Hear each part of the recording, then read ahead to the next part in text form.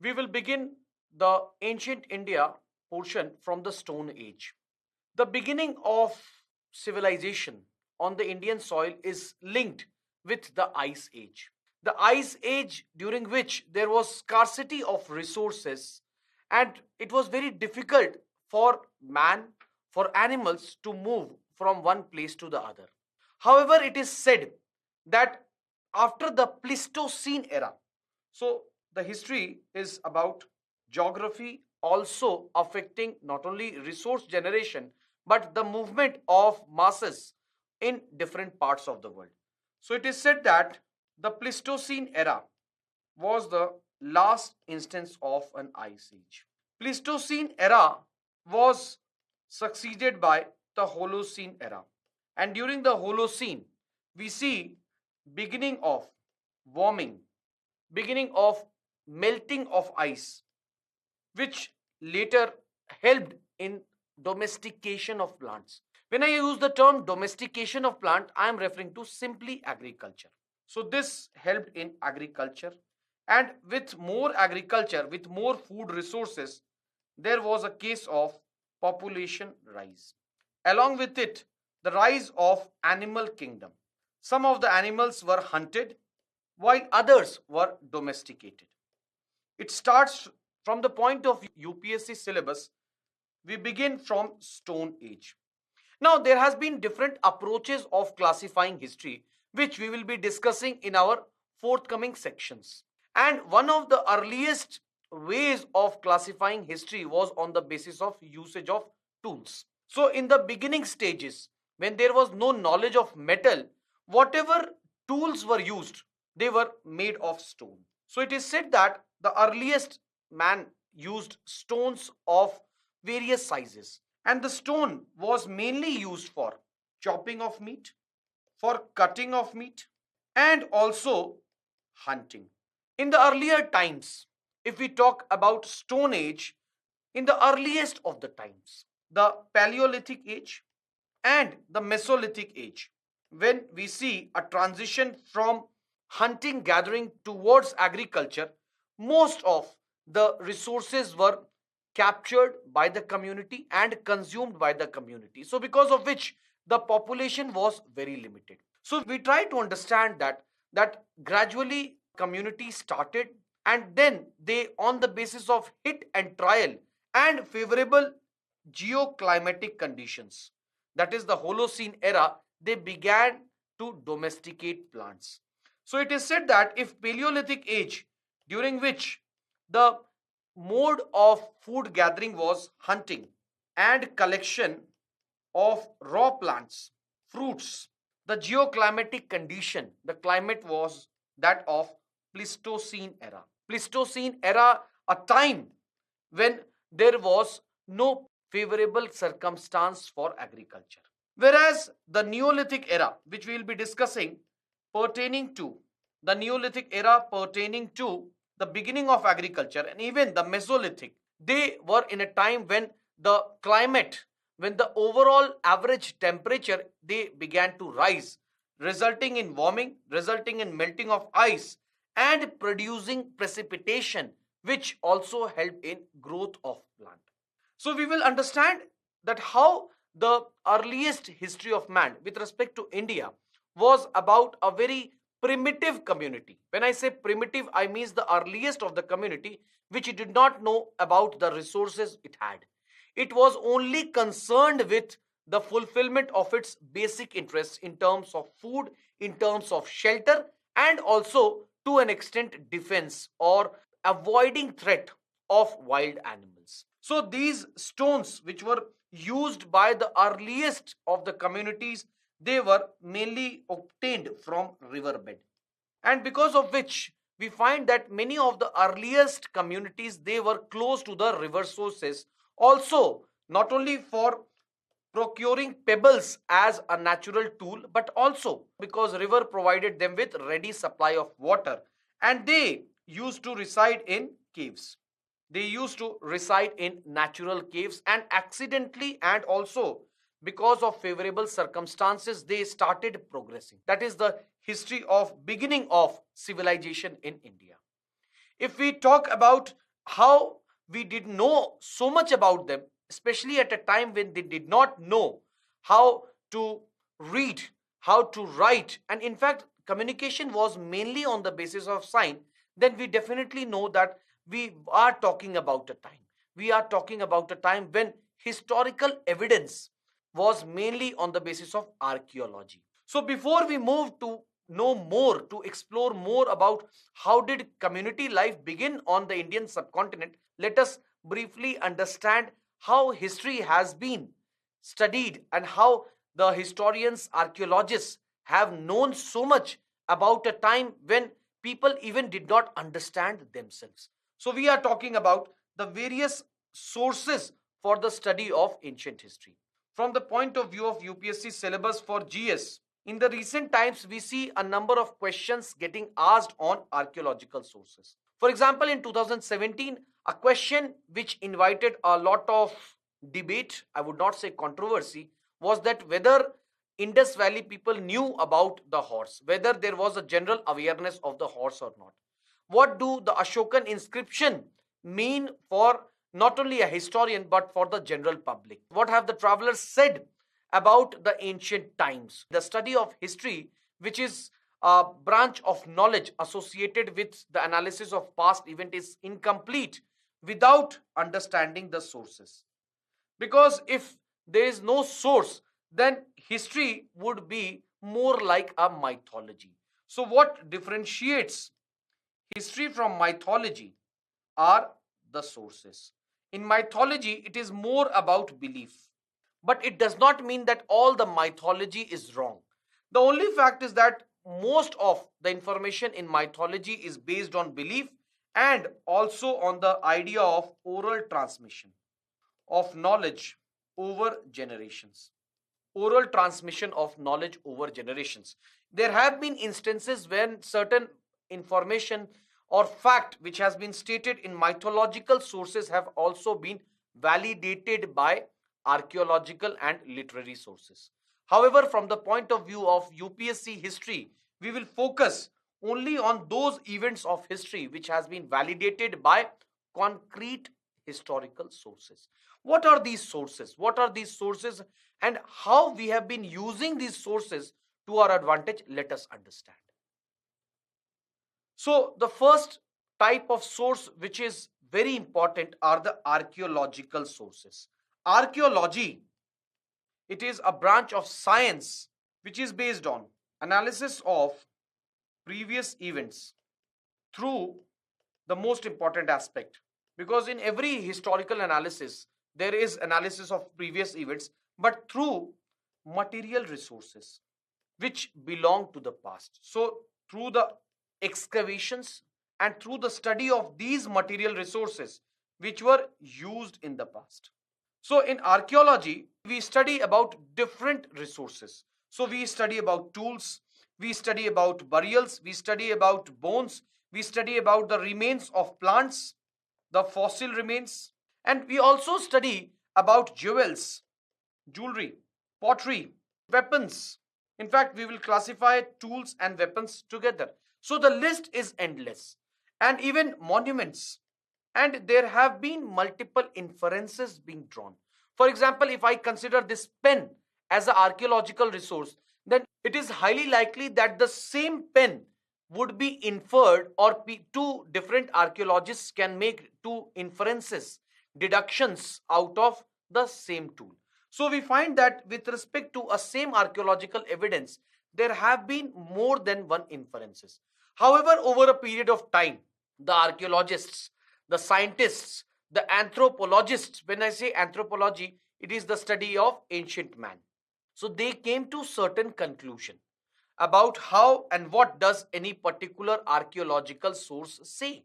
For example, let us begin with tools. If we talk about tools, the nature of a tool speaks a lot about its use. So the microwear analysis, that is the analysis of the surface of a tool, it talks a lot about its possible potential use. For example, if it is pointed, definitely it was used for cutting. If it is more round and of larger surface, it was used for chopping.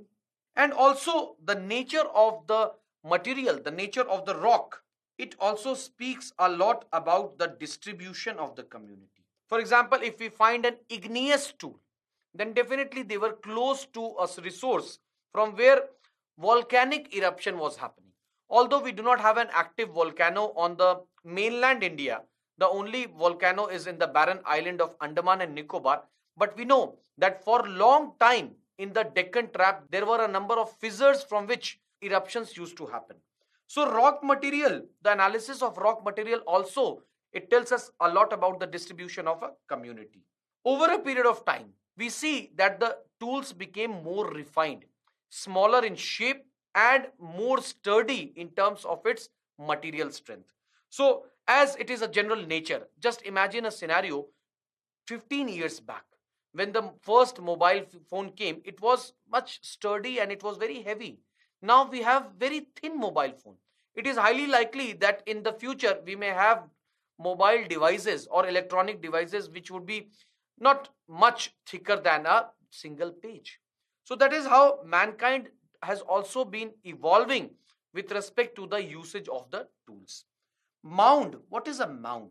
Over a period of time, when any community is there, for example, just imagine after the ruin of Harappan community, Harappan site, over a period of time, because of deposition of layers of mud silt, it was covered and people even started residing.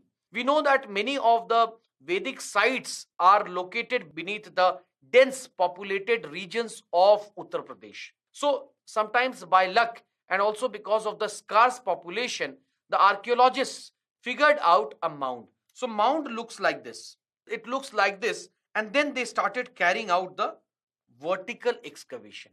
So mound is nothing. It is the remains of an ancient site which has been covered with mud, clay, silt. All these are types of soil. So you have to remove the mud so that you can know, you can figure out that what type of community, what type of structures were there. For example, if I leave this table on the ground for say 5 years, then definitely it will gather dust. It is possible that after few more years there will be deposition of mud here. So what will remain after say 2-3 decades, if it is left unattended or undisturbed, it will be like a mound. So in a mound, vertical excavation, the lower you reach, the deeper you reach a more primitive community. Vertical excavation, it speaks about the different ages. So the earliest times, in the earliest community, it would be at the last, it would be at the bottommost, while the most recent one will be at the top. So it talks about the time scale of a community. Whereas the horizontal excavation, it will talk about the spread. For example, at a particular depth, now you want to excavate horizontally to see how far it was spread. So it talks about the horizontal spread at a time period. There has to be a balance between vertical and horizontal excavation. Burials, we'll be discussing a lot about burials. So in India, in Hinduism, we have a practice of cremation. But in the earlier times, the dead ones, the dead bodies were buried along with a number of goods also. So burials give us a lot of perspective about the earliest communities. First of all, in the earlier times, the dead ones were buried with grave goods. That is, along with the cloth in which the body was wrapped up. If there was no cloth, there were certain goods such as pots filled with grains. Sometimes some agricultural tools were there. Metal tools also came. Sometimes jewels were there. It was believed by many that people had a life after death. So the grave goods, it gives us information about the belief, the perception of life after death.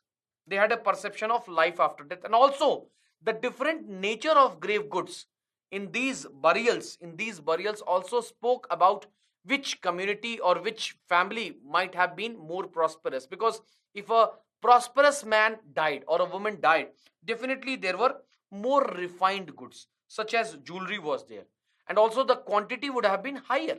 Whereas in the case of a poor family, the amount of grain, the size of pottery, the aesthetics of the pottery, it would have been lesser. So grave goods also tells us about the material culture and the possible social stratification. The possible social stratification. Another source of historical study, archaeological study, were the bones of animals and human. So we know that earlier humans who have also had a common lineage to the monkeys, they also had tail. But over a period of time, when man became bipedal, it became erect, it was walking on its two legs, then the use of tail, which was used for clinging to a tree, was not there. So as Charles Darwin writes in his book Origin of Species, any human structure or any limb of a body, if it has not been used for a long time, it has lost its utility, it will gradually fade out. So today all we have is a remnant cocaix bone, so at the back, which only tells us that once we had tails also. So over a period of time, humans, they began to have a different body structure also on the basis of the type of functions they perform. For example, in a hunting community where you were expected to run fast to catch an animal, definitely the legs will be more sturdy. For example, in the later agricultural community where you don't have to run, the legs will be, or the leg bones will not be that sturdy. So here, depending upon the use, depending upon the function, the size and the strength of bone was also there. And also with respect to animals also, some of the animals were domesticated. So in a case of a domesticated animal, it does not have to hunt for its food. For example, a dog which has been kept as a pet, now the dog is assured that the master will offer food for number of times during the day, so the dog does not have to worry. And hence in these type of domesticated animals, the bones were not as sturdy. But compare a wild dog will have to hunt. So in the case of the wild dog, the bone structure will be more sturdy. When I say sturdy, I mean it will be more powerful. Also with respect to cattle, because over a period of time they were tired, so there was an impression on the neck bone. So also we can analyze the bones to figure out that which were animals which were directly employed in agriculture, which were domesticated for recreation, and which of the animals were hunted and consumed for meat. The floral remains and even the bones, with the help of what is known as carbon 14 analysis. We have been reading about carbon 14 radioactive analysis. This tells us about the time frame. The other type of resource which was later used were the literary resource. They were the literary resource. When I say literary, I mean books, inscriptions, or anything which is associated with reading and writing. The earliest man, they did not know how to write. In fact, not until Indus Valley civilization we have any evidence of a script. Script is a written form. But unfortunately, the Indus Valley script has yet not been decoded, understood, read. So the earliest evidence of a script which has been understood, which has helped us to understand about the knowledge which was preserved during that time, was during the age of Buddha, and that is the Brahmi script. So the earliest script is the Indus script, and the earliest decoded, or let's say deciphered, script is the Brahmi script during the age of Buddha. So let's say around 600 BC. However, the Brahmi script, it has been referred in the Buddhist texts that around the age of when Buddha was there, people knew about writing and they used to write in Brahmi script. But archaeologically, it has been verified only in the Ashokan inscriptions. So Ashokan inscriptions, we have actually concrete evidence of the first use of Brahmi script. But we definitely trust the Buddhist sources. At least they knew about it. Literary sources along with archaeological sources only add to our knowledge. So it is said that even if the Vedas were not written, because they were earlier transmitted orally over generations, and it is only from 500 BC that the writing, the compilation of Vedas started, the Vedic age is also known as a literary age. Because besides the archaeological evidence, which in the case of Vedic age, the age of Aryans was limited, the literary source, the literary knowledge which was preserved in the Vedas, which we will discuss more in the Vedic age chapter, it only added to our knowledge. Now, people wrote on multiple surfaces and for different purpose also.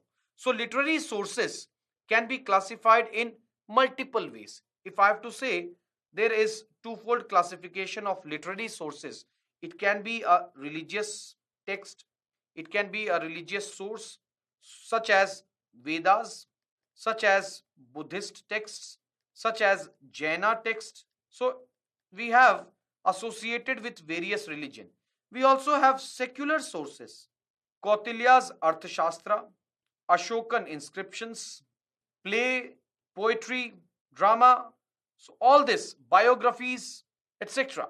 So all these are the secular sources because the purpose was not to disseminate, to popularize the religious beliefs of any particular group. We will leave this classification of literary sources for our art and culture segment.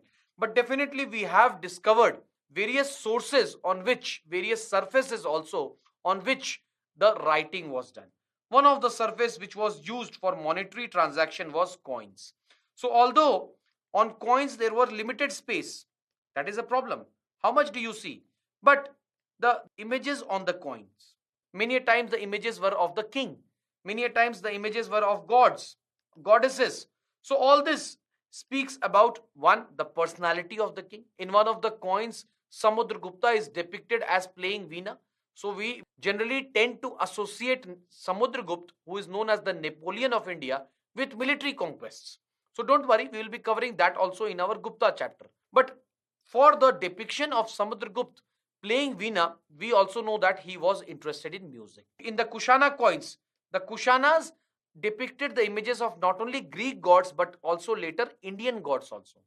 So they also were very cosmopolitan in their outlook. So they not only patronized the Greek culture, the Greek religious belief, but later they became Indianized.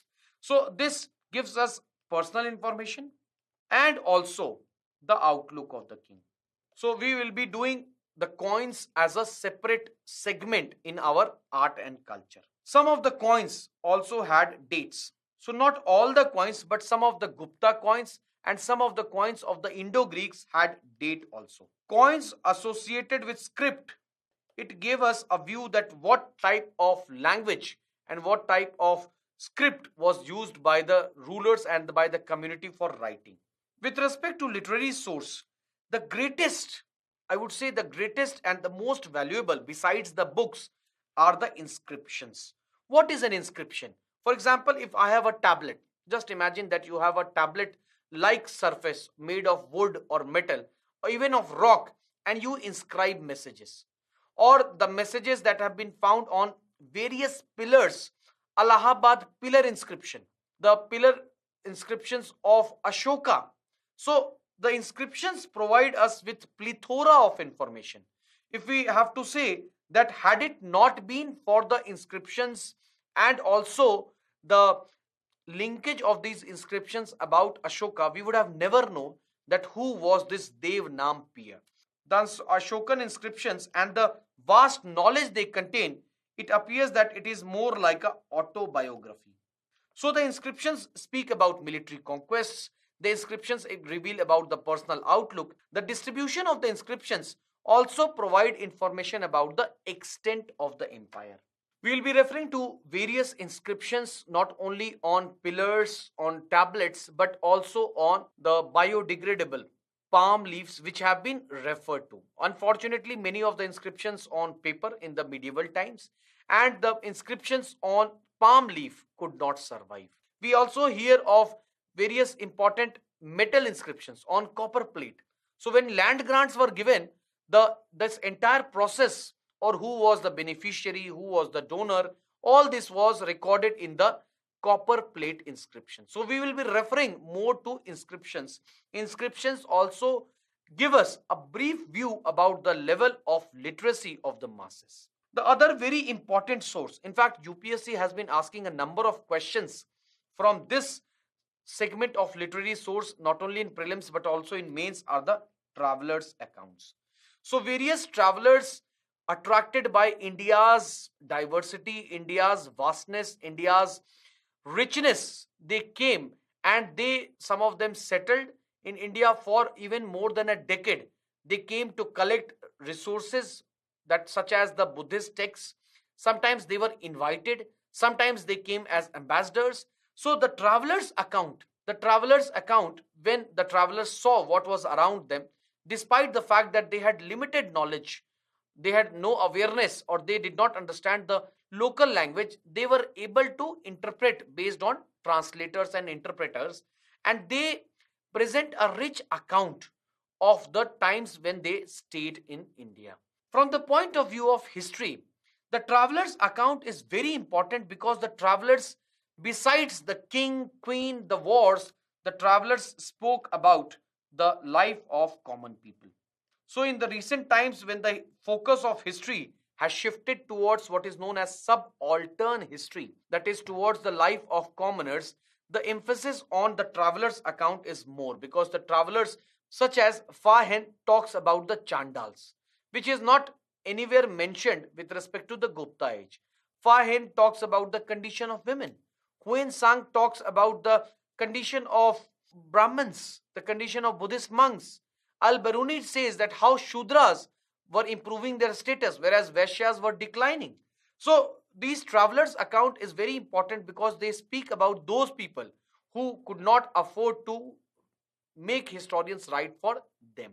So please pay a lot of attention, and we will be having a separate segment again on travelers' accounts in our art and culture segment.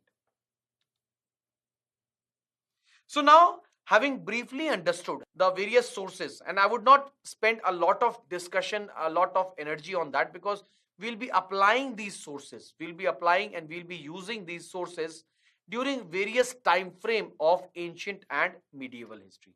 Let us begin with Stone Age. So Stone Age was a time when man knew very less about their environment, when the climate was not conducive for agriculture, and they thrived on hunting and on gathering raw fruits and sometimes roots also. They used to reside in natural caves, and mostly they were found near the riverine basin. And it is seen that the general pattern of migration, because it was a nomadic community in the Stone Age. When I say nomad, a nomadic community, I mean a community which is constantly on the move. This nomadic community started moving based on the availability of resources. So when they had exhausted all the animal and the plant resources in an area, they moved to a new region. So it was constantly on the go, and also sometimes because of the prevailing climatic conditions, such as if there was a flood, they were forced to move to a highland region. We see that the earliest pattern of migration was generally along the coastal belt. They did not venture much into the deep forests because of the fear of unknown, and also they did not want to stay much away from water, as during the earliest of the time there was no way in which they could store water. Pottery came only as late as 9000 BC in Chopani Mandu. So, in the time of Stone Age, there was mostly hunting, gathering, and because hunting, gathering provided for limited resources, hence the population size of a band. It was a band society, people with, say, a population of even less than 100, they used to stay together. So, the population size was even less than 100 per band, and they used to reside in caves. Definitely, the average human life, it was very less because of food scarcity and because of high child mortality. So now let us understand that how did, from a hunting gathering community in a nomadic lifestyle, they progressed towards a sedentary or a settled agricultural community. Before we delve deeper, let us have a brief understanding of how history in the earliest time have been classified. It is said that the earliest history was that of a prehistoric age, when the evidence was only archaeological.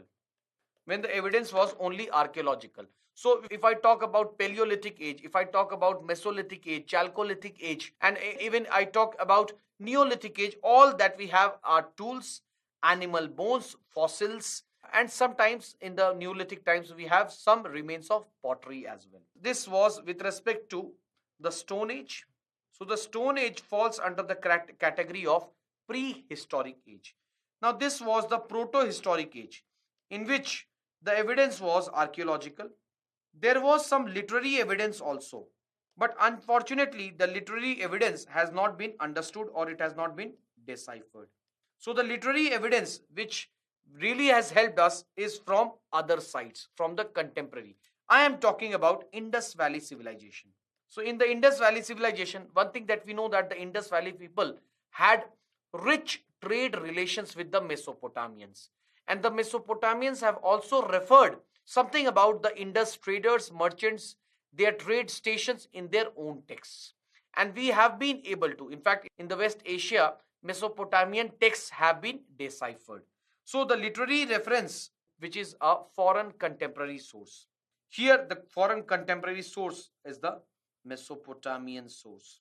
So the Mesopotamian texts, they tell us. It is from the Vedic times when we have both literary and archaeological sources. So it is said that the beginning of history or the historic age is from Vedic age onwards. That is from 1500 BC, and later times we have both archaeological and literary sources. And under the category of archaeology and literary source, the number of resources have only been increasing over the period of time. So with more and more tools, we have learned how to analyze and come to a more closer analysis, a more closer deduction of these sources. With respect to tools, as I have already said, that the prehistoric age, this prehistoric age was a Stone Age. So during the time of Paleolithic, Mesolithic, and Neolithic, stones were used as tools. However, the nature of tools and the size of the tools, the shape of the tools also, it was evolving.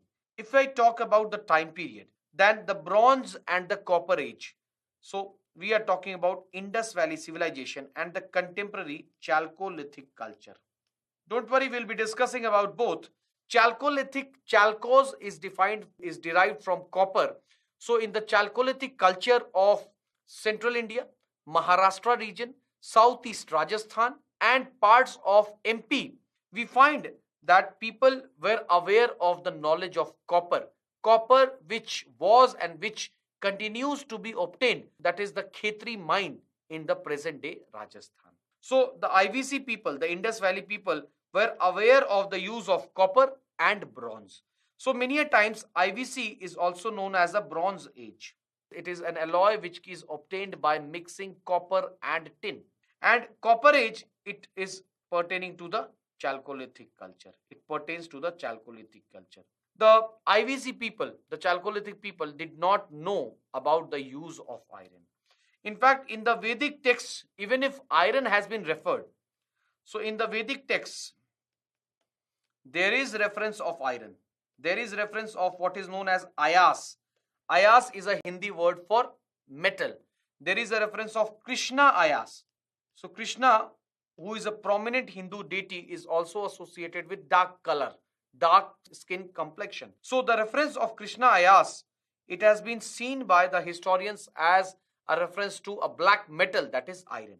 However, we have no archaeological concrete sources to prove that these Vedic people actually knew about iron. So they used iron.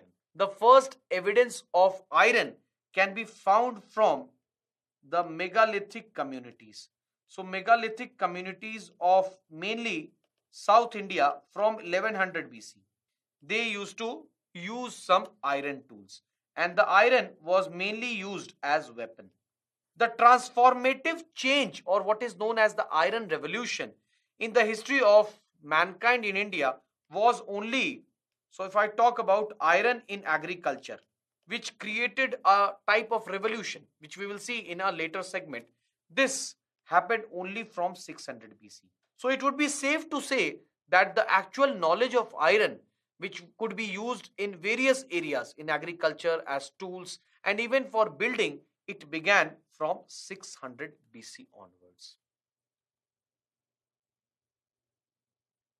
Now, with respect to the classification of Stone Age, the chapter which we are going to discuss, we have the Old Stone Age, the earliest times when the stone tool was larger in size and it was more about pebbles, large pebbles.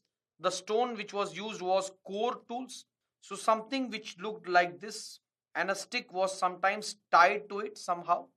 So this is the core tool. This is a Paleolithic. Paleos, the word paleos means old stone. Mesolithic age. Mesolithic age is many ways it is an age of transition. We will see how. It is an age of transition in economy, because now from hunting gathering we are moving towards agriculture. In the concluding phase of Mesolithic, we see the beginning of agriculture. We see transition from a nomadic community, because now with the knowledge of agriculture, with the knowledge of domestication of plant, the community does not have to necessarily move constantly in search of food. Now it could locate itself, it could position itself near a fertile plain or of agricultural land, and it could sow crops, it could plant crops year on year at the very same spot. So from a nomadic community it moved towards a settled community.